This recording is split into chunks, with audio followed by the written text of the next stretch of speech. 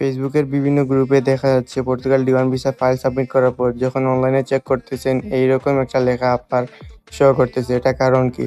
এটা কারণ হচ্ছে আপনার ফাইল অলরেডি রিজেক্ট করে দিয়েছে পর্তুগাল এমবাসি থেকে এবং আপনার এজেন্ট আবার এটা আপিল করেছে। আপিল করার কারণে আপনার অনলাইনে এরকম লেখা আসতেছে এবং ২-১ দিন পর আপনি যখন আবার চেক করতে যাবেন কোনো কিছুই আসবে না। লেখা আসবে নো রেকর্ড ফাউন্ড।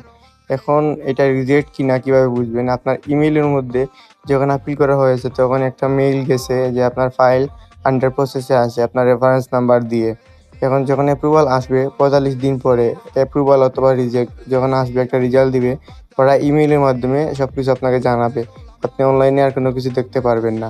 তাই আপনার এজেন্টের সাথে যোগাযোগ করুন এবং ইমেইলটা আপনার কাছে আনার ট্রাই করেন। তাহলে আপনি অথেন্টিক নিউজটা দেখতে পারবেন ইমেইলের মাধ্যমে।